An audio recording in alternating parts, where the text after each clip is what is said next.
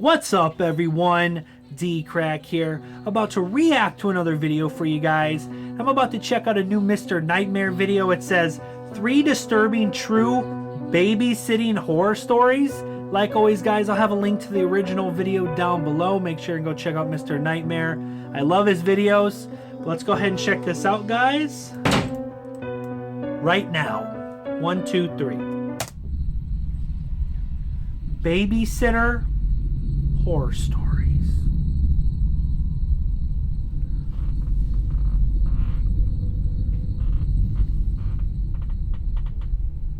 Up until the age of 12 in 2010, my parents always insisted I have a babysitter.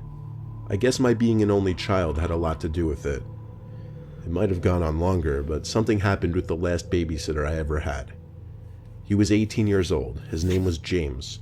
It was the second time he was watching me overnight. Looking back now, I can see him as a really awkward, creepy kid. He didn't really say much, and he apparently didn't know what personal space was. So anyway, I was watching my favorite TV show in the living room. That's kind of creepy. Didn't know James what came down from the room he was supposed to sleep in. Was. He came into the living room and just sat down on the couch behind me. He didn't say anything or make any noise after that. So naturally, I eventually turned around to see him looking at me. It was weird. I don't remember if I found it creepy or not, but I do remember laughing That sounds shyly. pretty creepy. Then he broke the silence between us and asked me if I wanted to play a video game. I wasn't really into video games. That was more of a boy thing, but I said yes anyway. He went upstairs to my dad's room and grabbed his Xbox 360. It was weird that he even knew that was there, but nevertheless I didn't ask anything. Maybe my dad told him about it. James went about setting up the Xbox in the living room, and he put on what I think was Halo 2. I wasn't much of a gamer, and it became obvious quickly since he killed me like 10 times in a row. James decided to take it upon himself to get up and show me how to play better. He grabbed both my hands and tried to mimic the controls so that I could get a feel for what buttons did what, but the way he was standing so close, it made me a bit uneasy. His body was literally leaning against mine, as his hands held mine while I held the controller. A little creepy. This went on for some time before I shyly said I don't like this game and wanted to stop. He looked upset, and then said okay as he sat back down on the couch and continued to play on his own. I went upstairs to my room to watch TV, and at some point I fell asleep with the TV on.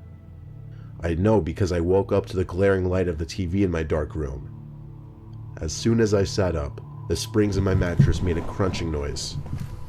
But underneath that sound, I could swear I heard a shuffling noise come from somewhere in my room. Was he in bed with her?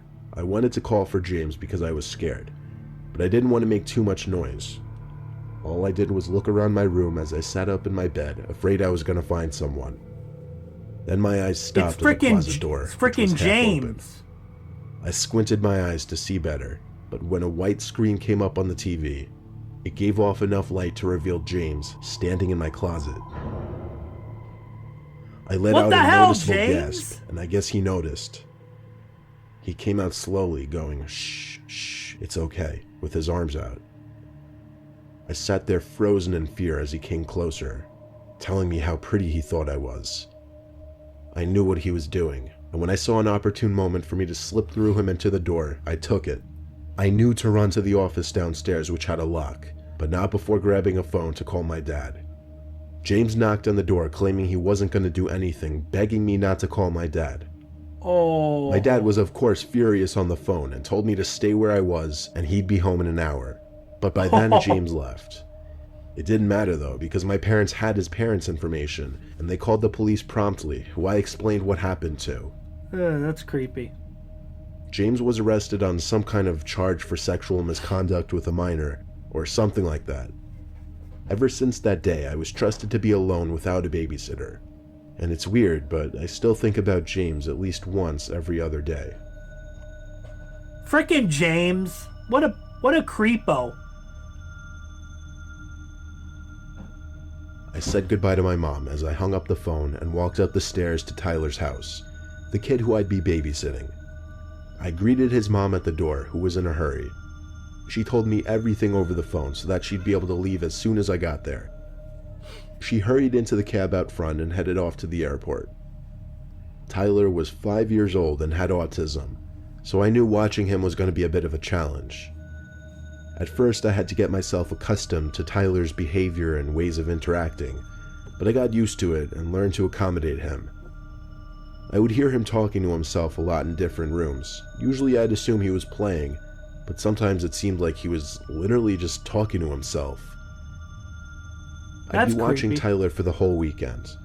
On the first night, I woke up to Tyler's laughing outside of the room I was sleeping in.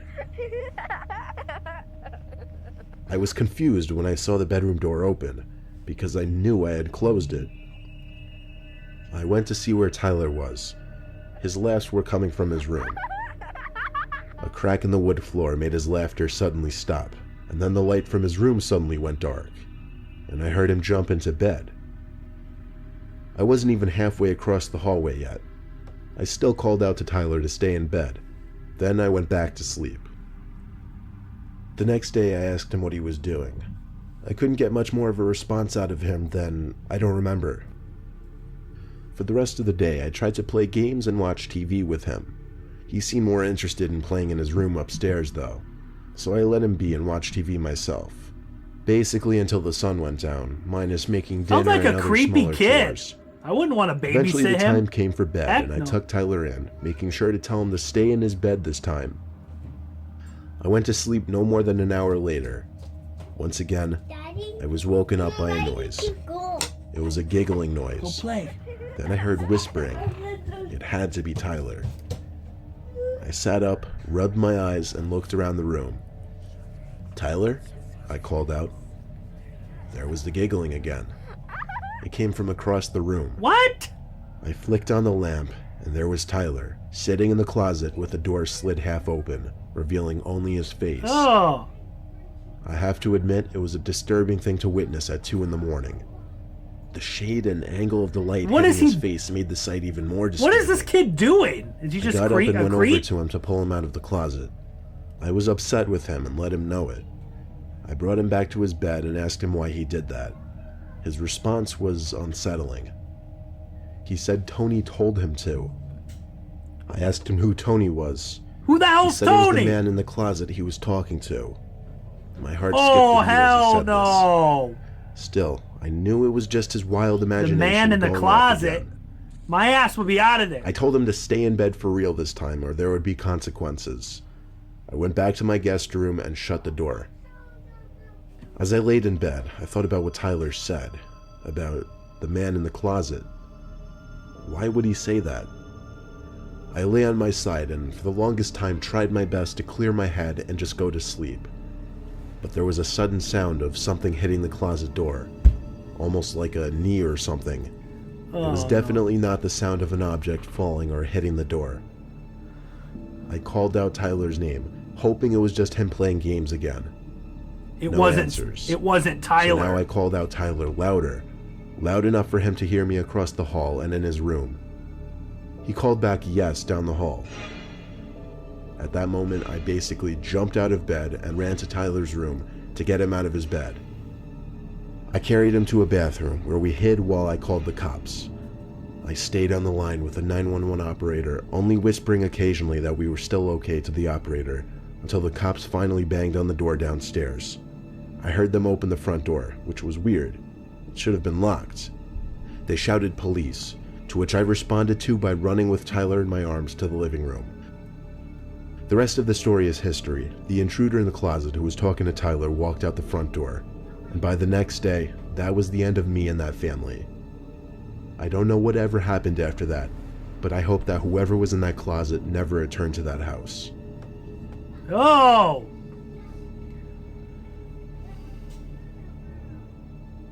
That's messed up. Growing up, my brother and I always had a babysitter during the week, and sometimes on the weekends, given that our parents both work full-time. I was around 10 years old when my little brother and I needed to be babysat on a Saturday night because my dad was working the night shift and my mom was in Italy. I'll refer to my brother as T. The man who'd be babysitting us, who was named Keith by the way, actually knew my dad from work, and when my dad mentioned he had no one to watch us, Keith jumped into the conversation and volunteered to watch us. He didn't know Keith very well, apart from saying hi once in a while to him at work. I have a bad feeling about this Keith guy. But apparently he knew him enough to trust him with us. It was 6 p.m., already dark out. Our dad walked up to Keith's front door with us and rang the bell. Right from the get-go, Keith seemed super friendly. A little overly friendly, always smiling. He's probably no a matter what he freaking said. pedophile or something. He and my dad talked for a while after introducing us. Keith seemed to be really nice because he kept trying to talk to T and I. When our dad left, Keith showed us around the house. T and I sat on the couch in the living room. I was excited to see a GameCube. Keith stood by the doorway with a big smile on his face and his hands on his hips as he watched me getting all excited and hooking up the GameCube. While I played some Sonic game, Keith told T to come with him. He had some games and toys for him upstairs. Oh. They were up there for a while, and eventually I got bored of the game. I left the GameCube on, but I went upstairs to see what they were doing. The upstairs was pretty big. There was a wide hallway with a bunch of open doors, but there was one closed door. I have a bad feeling. I figured they must be in there, so I opened the door to find a dark room lit up only by a computer screen. I walked over to the computer to see 2 camera screens on there. One of an empty room with a lamp on, the other with a room with T and Keith sitting on the floor playing with toys. I watched for a little bit and grew uncomfortable as I saw Keith inappropriately touching T, like rubbing his shoulder really slow-like. Then I noticed Keith stop moving and just look at my brother with a smile on his face. T looked back at him. I'm sure he was so confused. They just looked at each other for so long. I could see Keith's mouth moving, so he must have been saying something. I clicked around on the screen to see if I could zoom in or get some kind of sound, and the scroller on the mouse did actually zoom the screen in. But as I did this, Keith's smile vanished and he looked up at the camera with terrifyingly wide eyes. I felt like he was looking at me. I hurriedly left the room and shut the door, casually walking down the hall calling T's name. Keith came storming out of the room down the hall and looked at me with a face a hell of a lot creepier than his smile. He asked in a firm, deep voice if I went into his room. My heart was racing as I said no. I could even feel the shake in my voice. He stormed down the hall and opened his bedroom door with a certain aggression. I ran to the room T was in and I told him we should leave. He responded saying, "He's creepy."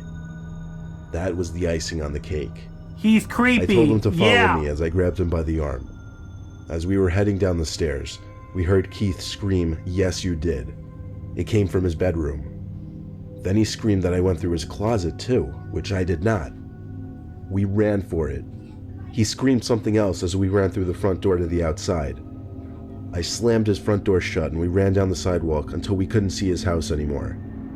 The man was completely insane. Even my 6-year-old brother got bad vibes from him. Oh. I asked him if Keith touched him anywhere besides his shoulder. He didn't say anything though. All he did was shrug his shoulders in response. I was afraid to think about what that meant. We were luckily near a friend's house, so we rang the bell and asked my friend's mom to use their phone. I called my dad and told him the situation.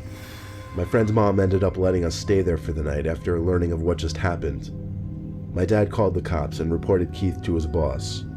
Nothing happened to Keith legally, but my dad had a good relationship with his boss, and he managed to get Keith fired. What do you mean nothing happened to him? Nothing happened to him legally? He's freaking touching a kid being a pedo. Alright guys, that was 3 disturbing true babysitting horror stories. I hope you guys enjoyed this reaction. If you did, make sure and smack the like button. Subscribe to my channel if you're new. If you have another video you want me to check out, leave a comment down below. And until next time guys, peace.